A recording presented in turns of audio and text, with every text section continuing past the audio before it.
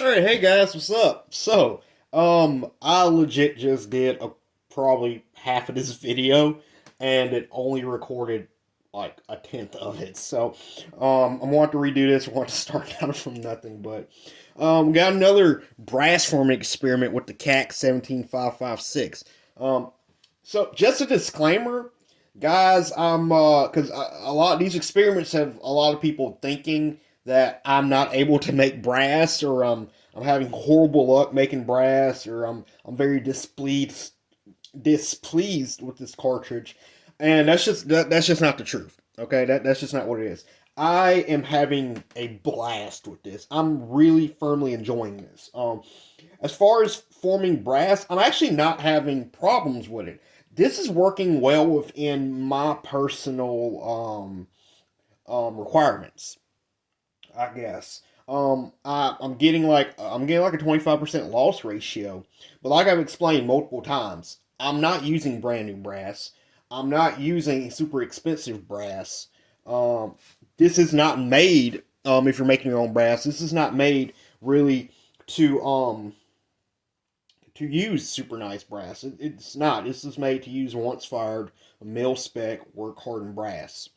So with that being said, it's dirt cheap. I don't mind the amount I lose. It doesn't really bother me that much. So I'm not having problems with it. It doesn't bother me. Now, if I was using nice brass, I was trying to make this out of Lapua or something, then yeah, that would be a problem. That would be what I'm doing would be a problem, but I'm not. So I'm cool with that. Now, another thing is a lot of people think that me doing these experiments and me doing a one-step process is basically they think I'm trying to say that you cannot do the traditional step down process. They think I'm saying in doing that, they think it's like, oh, you can't, you cannot do a step down. You cannot go from 5.56 to 20 to 17. They think I'm saying that's impossible. And the deal is, no, it's not. If you have a bushing die set, you can totally do that. If you want to use brand new brass, do that step down process down to 17 and finish with the 17-5.56 die, you can totally do that. I actually was talking to KAK on it was either Facebook or YouTube. I'll have to find it. And I was asking them if there's a chance that they would ever make a step down die, like a middle of the road step down die. And I was telling them a lot of people kind of don't want to mess with the cartridge because they think you can't do it. And they were saying that their dies are made really to form brass from their converted brass. KAK makes, well, they don't make, they convert the brass to their specs at their place, and you can buy it for dirt cheap. It's like, I think it's like $35 per 100 max. Dirt cheap. And their dies are really made for, resizing that brass. But you can use it to convert your brass. But yeah, they were saying if you want to make your own brass or do it in a different way, they basically said I should probably talk to Redding to see what would be a good step down die if like I want to just, because I was asking them, hey, if I want to use just a caliber like 204 or whatever, what would work, or or 20 practical or whatever, because I want to save a little money. But yeah, they were basically saying, yeah, you should probably talk to Redding, or you should just use a bushing die if you want to go that route. So if you want to do that route, you want to kneel and do everything, do the step route, you can totally do that. I just don't want to do it because that's just a lot of extra steps to save some dirt cheap brass. But the deal is, again, if I was using nice Lapua or Peterson or something like that, then yeah, I would totally go that route. But again, I'm using range brass. I'm using this batch of stuff I got. I've gotten 200 pieces made. I have plenty of brass for a good long time. It's not hurting me whatsoever. Um, to have this brass. I'm looking at getting a 300 blackout or 300 hammer soon. So all these crushed cases I have, I'm at like 60, I think. I'm Yeah, I'm at like 60, 70 out of the 200 something I've made. That doesn't bother me because I can just go and cut all of that down and make that into 300 blackout or 300 hammer, and it's just whatever deal. Doesn't bother me. But yeah, anyway, kind of answer some questions I have. Anyway, this deal, we're doing another little experiment. And these experiments are basically, I'll do these because people tell me things I should try. And me doing this on video makes it easier for me to be critiqued. People who are asking these questions or giving these recommendations can watch the video and they can, they can be like, hey, look, you're doing XYZ wrong. Try it like this, do it like this. It works a lot better than pictures. So yeah. So yeah, I got brass. I got all the brass I need for a long time. I'm just doing this to yeah. So anyway, this experiment, what is it?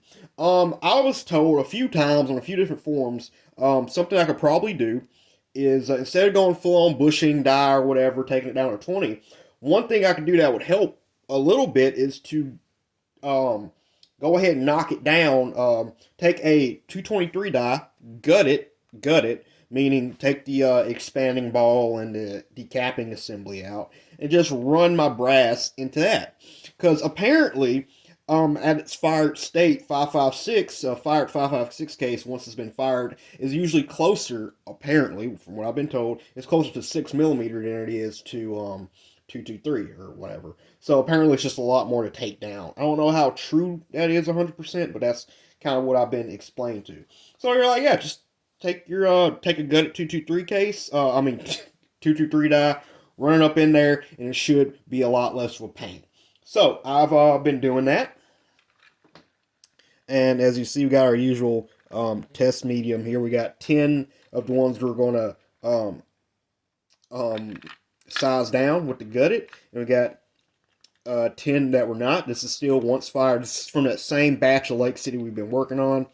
Once fired, non-annealed, work hardened. It's already been decapped and all that goodness. Now I've already done most of them, and that's when I realized my camera wasn't filming anymore. And I'm just going to take one here. Now, this is a die somebody sent me a while ago. They were just really kind, one of the guys on Trapper Man. Interesting, though, it's leaving these little serrations on there. It doesn't look like it's hurting the brass. They're not super deep. But, when I run my fingernail across it, you can hear it and feel it. So I'm not really sure what that is. I got a feeling it'll fire form out, but here's one that's not been sized versus one that has been sized. You can see a bit of a difference there. So yeah, I've just been taking a little bit of Imperial on my fingers, going around the necks here. I've just been running them up. I got the die set up. I'm probably pushing these shoulders back a lot more than I need to. But a little bit, it's just touching the shell holder. Just the smallest bit of cam over. In fact, I like cam over, drives some people crazy. I actually have one. This one isn't completely sized here. But you can actually see, if I can get it right, you can see the amount it takes down. So actually, that might be a good little help. I don't think it's going to hurt anything. I really doubt it's going to hurt anything because we are reducing it. So if anything, it should be a help. But yeah, that should be all 10 of those. All 10 of these are ran up. I want to throw my 17-5.56 die in here real quick.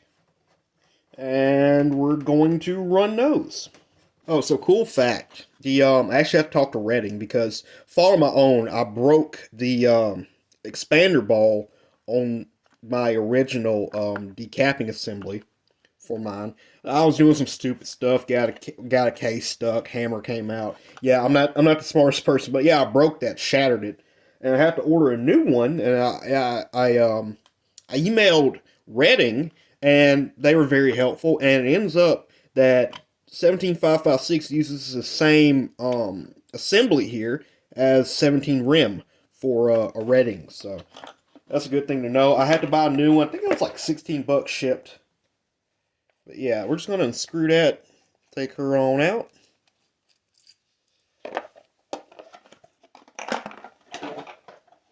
And that's the part I broke off. But yeah, we're just going to screw back in. She's already set for this shell holder and everything. These have a little locking Allen key there, really nice, really like it. Makes setback super easy. I got this set up here. I don't know if I've posted the video yet, but we've got it to where we're bumping these shoulders back to minimum amount. So, no decapping rod, which we found has been our best deal. Nicely lubed up case. These are the ones. These are just straight out the pack. These have not been. We haven't taken the necks down on these, so we're just going to try and size some of them. See how well they work, and as you see, we got a nice one right off the bat. And these fire form out beautifully usually, so as long as you can get them to that first fire form, usually not a problem. That's another one. Formed up pretty good.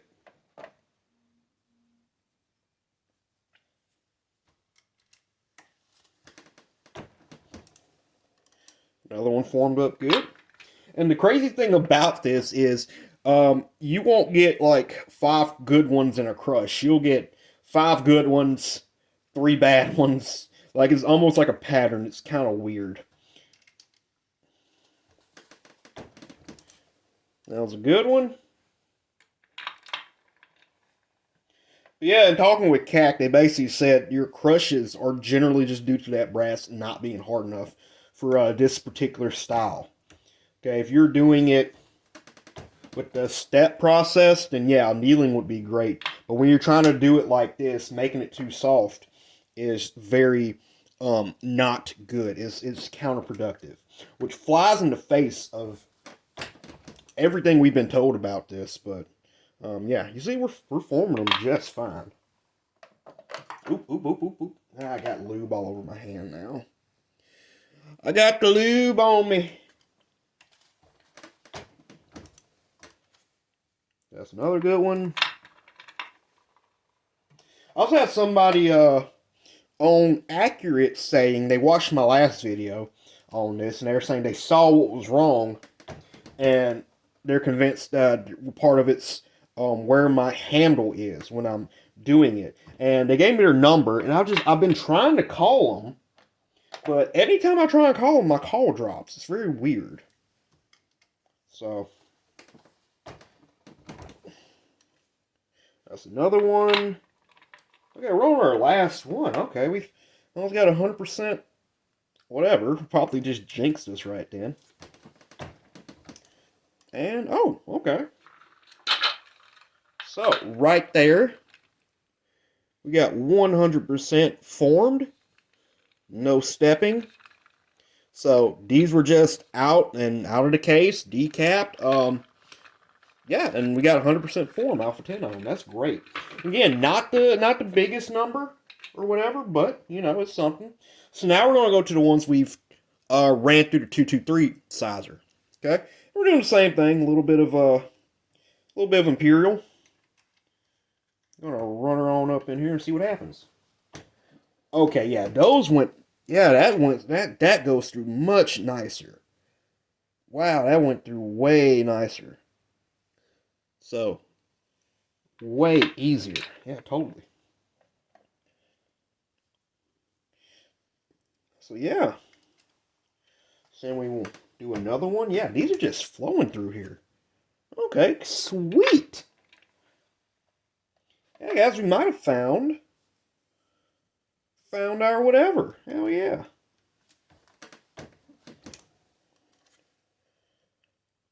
Okay, that's another good one.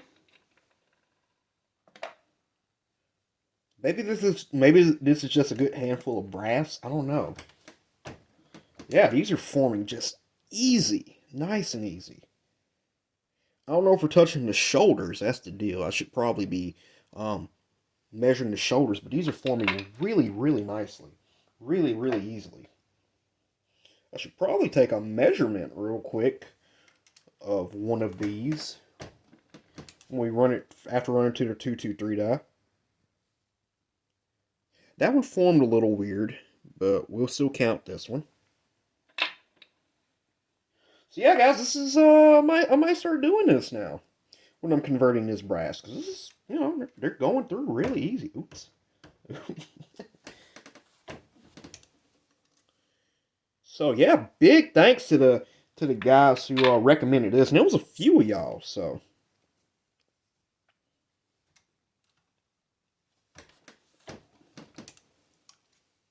that's another good one. It's performing very nicely through that process. And now it's just a Lee 223 die with the decapping assembly removed. Nothing expensive or complicated or anything like that. Awesome.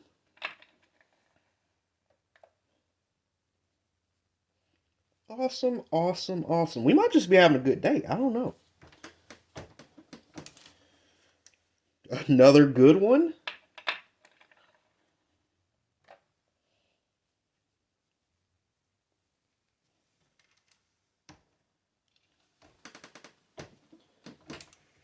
And a final good one. So that gave us 100% forms conversion. Look at that. No real ill effects there. Awesome. So yeah, guys, there you go. I guess our next step would probably be to go back and try that with annealed brass and see what happens. And then with new brass and see what happens. But that's pretty cool. That's pretty cool. Actually, you know what? Something I want to do is I want to measure and just see how big of a difference it is between um, a neck down. I mean, once we neck it down versus a once fired. So let me switch these dies real quick. All right, so here's a piece of once fired. This is right out the bag. Nothing's been done to it, and we're just gonna measure. That's gonna do outside. So outside is 0.254. Just show y'all how I'm got that. Zero back out. We're gonna do inside. Inside is 0.231. Okay, y'all remember that. Because I'm not. I have to make them off a goldfish. So we're going to give it a little bit of imperial here. Got our 223 die back in. Going to size her down. Got her size down. Let's measure it again. Okay, so 0.240. Okay. On the outside, and the inside is 0.150. Okay, so that is a good little bit, I think. Let's do a few more. I got two more in my pocket here, just to double check, just to see if there's this much variance here. Here's another one, 0.253. Oh, and then inside. Oop, oh, probably doing this wrong. 0.226. I should go. Okay. I'm probably measuring these completely wrong. I got one more in my pocket here. Okay. 0.252.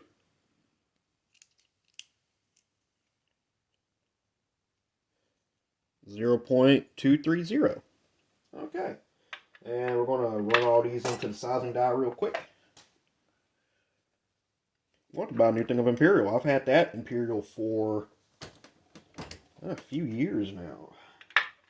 And I'm probably going to buy some more after all this.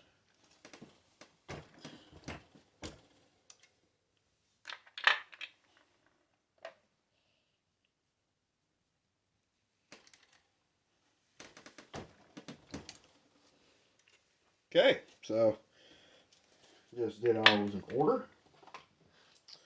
Do outside measurement here. 0.241.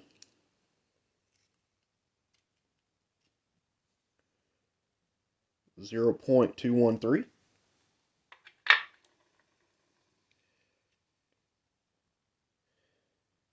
Hold up, let's see here. 0.240.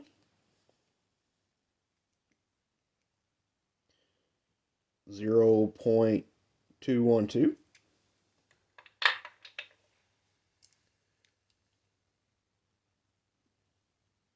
0.241.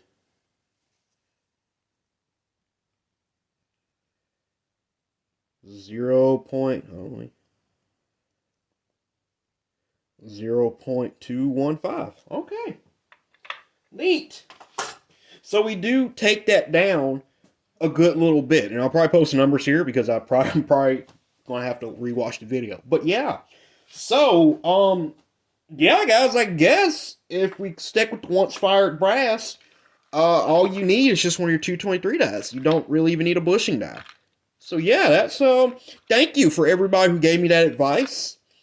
Looks like we found a cool little solution here. I guess we can call it a solution. But yeah, that was a fun experiment, and yeah. So that's another cool thing about the 17-5.56. It's a barrel swap and new dies, and you even just kind of use your old dies. So yeah. So dirt cheap 17 cal fun for the family. That one formed great. Still got a good bit of lube on them, I think. I don't think I really need to re-lube them. That one formed great.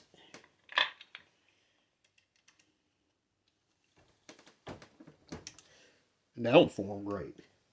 So yeah, guys. Hope you guys enjoyed the video. Hope you guys found this entertaining, and I hope some of y'all can say I told you so. I really enjoyed it. I really enjoy all the comments, and I'm really enjoying this little caliber. So y'all take it easy, and I guess I'm going to add these to the ever-growing pile of brass I have. I don't know.